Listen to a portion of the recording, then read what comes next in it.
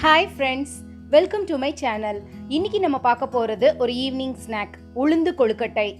கருப்பு உளுந்து வெள்ளை உளுந்து இது ரெண்டுல எதுல வேணாலும் செய்யலாம். நான் இப்போ இத வெள்ளை உளுந்துல செய்ய போறேன்.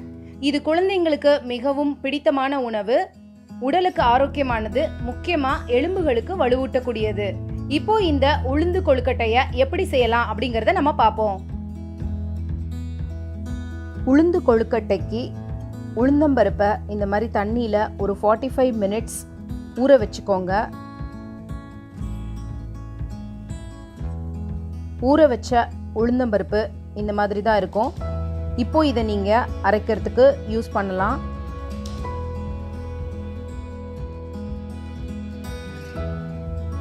ஊற வச்ச உளுந்தம்பருப்பை பிளெண்டரில் பச்சை மிளகா உப்பு சேர்த்து கொரகொரப்பாக அரைச்சி வச்சுக்கோங்க. அரைச்ச விழுத இட்லி தட்டில் இட்லி மாதிரி வச்சு ஸ்டீம் பண்ணி எடுக்க போகிறோம்.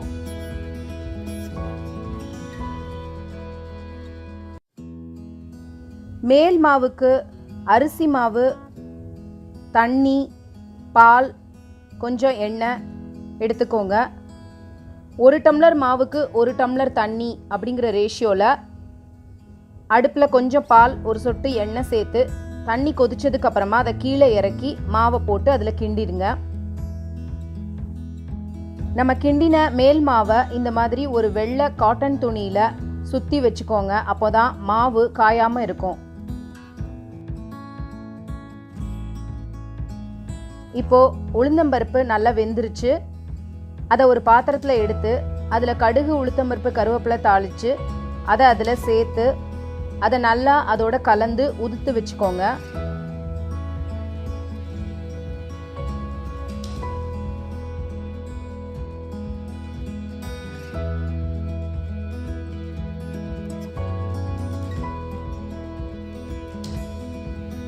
இப்போ அந்த உளுந்தம்பருப்பை உருண்டை பிடிச்சு வச்சுக்கோங்க.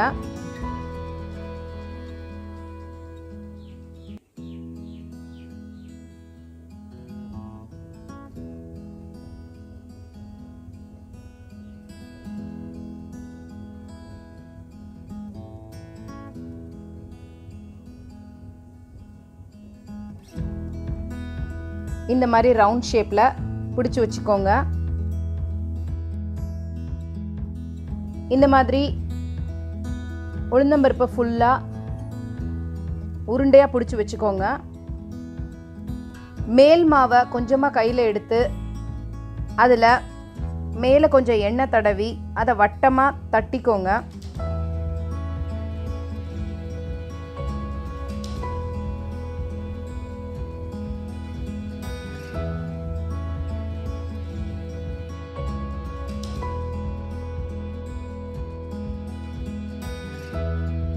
தட்டின மேல் மாவுக்கு நடுவில் நம்ம பிடிச்சு வச்சிருக்கிற உளுந்த பருப்பு உருண்டையை வச்சு அதை சுற்றி அந்த மேல் மாவால் மூடி ரவுண்ட் ஷேப் பண்ணி வச்சுக்கோங்க.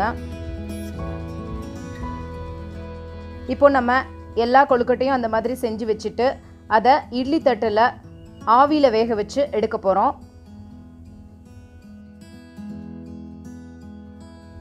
இப்போ உளுந்து கொழுக்கட்டை நல்லா வெந்துருச்சு. 10 நிமிஷம் நம்ம ஆவியில் வேக வைக்கணும்.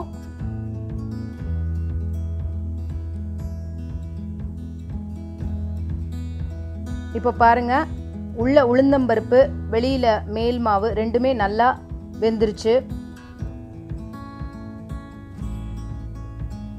சுவையான உளுந்து கொழுக்கட்டை தயார். இப்போ இந்த கொழுக்கட்டையை எப்படி செய்யறது அப்படிங்கறத நீங்க பாத்தீங்க. நீங்களும் உங்க வீட்ல கண்டிப்பா இதை செய்து சாப்பிட்டு பாருங்க. இந்த வீடியோ உங்களுக்கு பிடிச்சிருந்ததுன்னா லைக் பண்ணுங்க, உங்க ஃப்ரெண்ட்ஸ்க்குலாம் ஷேர் பண்ணுங்க. நம்ம சேனலை இன்னும் சப்ஸ்கிரைப் பண்ணலைன்னா கண்டிப்பா சப்ஸ்கிரைப் பண்ணுங்க. தேங்க்யூ.